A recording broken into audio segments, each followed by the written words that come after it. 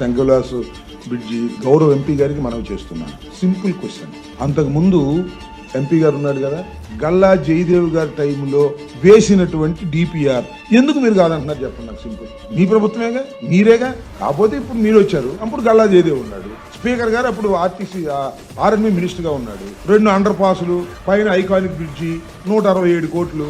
మరి ఎందుకు వేసారండి మీరు? మరి వాళ్ళు ఏంటి 98 కోట్లు పడిపోయింది అంటే అర్థం ఏంటి? రేటు తగ్గిపోయాయి, బాగా అవసరాలు తగ్గిపోయాయి. ఈ 10 సంవత్సరాల అవసరాలు తగ్గిపోయినాయి.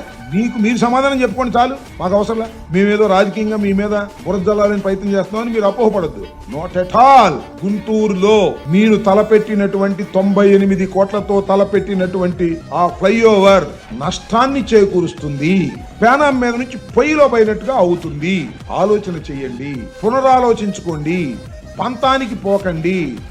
ఆ రోజున 167 కోట్ల రూపాయలతో ఎస్టిమేట్ చేసింది ఇవాళ 300 కోట్లు కావచ్చు.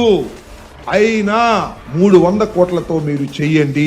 కమిషన్ ఎంత తీసుకుంటారో తీసుకోండి, మాకు తెలియదు. అదేమి టెండర్ పిలిచి మీ ఓడికి ఇచ్చుకోండి. మన ఎంపీ గారు ఏం కమిషన్ తీసుకునే మంచి కాదు, క్యాష్ పార్టీ అయినా. ఆ లోకేష్ గారు చెప్పినోడికి ఇవ్వండి 300 కోట్లతో. ఏంది ఇది నాకు అర్థం కాదు. అదేమంటే మేము రాజకీయంగా బురద జల్తా ఉన్నారు. చాలా అన్యాయం జరుగుతుంది గుంటూరు పట్టణానికి. మేము వినవండి ఎవరి సలహాలు, మేము చేసేస్తాం, ఎవరు అడ్డం వచ్చినా చేసేస్తాం అంటే చేసుకోండి, మీరే అనుభవిస్తారు కర్మ. నేనేం చేయను, జనం తిట్టుకుంటారు మిమ్మల్ని.